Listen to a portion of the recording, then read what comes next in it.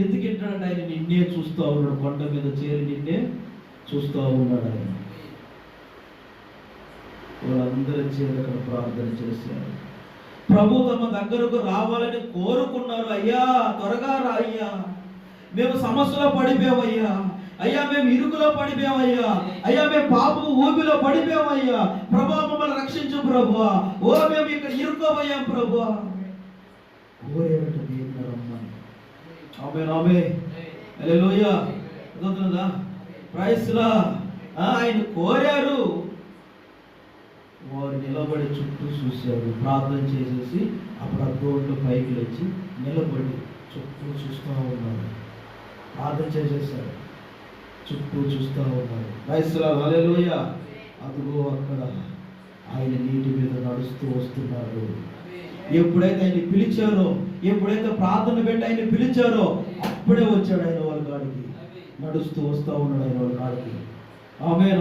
ఎందుకు వస్తున్నాడంటే ఆయన చూపు అంతా వాళ్ళ మీదనే ఉన్నది, ఆయన ఆశంతో వాళ్ళ మీదనే ఉన్నది, ఆయన ఆలోచన అంతా వాళ్ళ మీదనే ఉన్నది, ఆయన విశ్వాసం అంతా వాళ్ళ మీదనే ఉన్నది. నా బిడ్డలు ఏమైపోతారు అని చెప్పి వాళ్ళ మీదనే దృష్టి పెట్టున్నాడు ఆయన. అందుకే ఆ ఇరుకులో ఇరుక్కోపోయి మొరపెట్టారు ఆయన, పిలిచారు ఆయన. నడుచుకుంటూ నేల మీద నడుచుకుంటూ ప్రభు తమ దగ్గరకు రావాలని వారు నిలబడి చుట్టూ చూశారు. అదిగో అక్కడ ఆయన నీటి మీద నడుస్తూ వస్తున్నాడు. ఇక్కడ చికాగోలో విషాదం ఏమిటంటే ప్రైస్లా, అక్కడ విషయం ఏమిటంటే ఆయన నడుస్తూ వస్తున్నప్పుడు ఇక్కడ లోకంలోని సమస్య విషయాలు ఏమిటంటే వారు ఆయన గుర్తించలేదు. ప్రార్థన ఏం చేశారు, కానీ ఆయన వస్తా ఉంటే ఏమన్నారు ఆయన్ని, అదుగో దేహం, అదుగో పోతా. వాళ్ళు చేసిన ప్రార్థన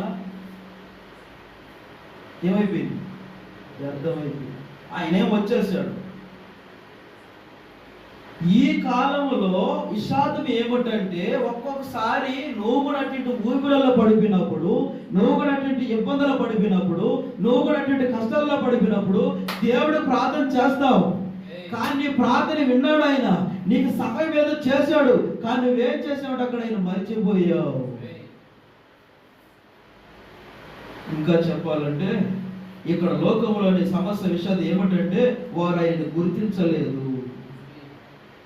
దేవుడు చేసిన మేలు నువ్వు గుర్తించలేదు. నీ ప్రార్థనకు ఆయన మేలు చేశాడు, నీ ప్రార్థనకి ఉత్తరం ఇచ్చాడు, నీ ప్రార్థనకి జవాబు ఇచ్చాడు.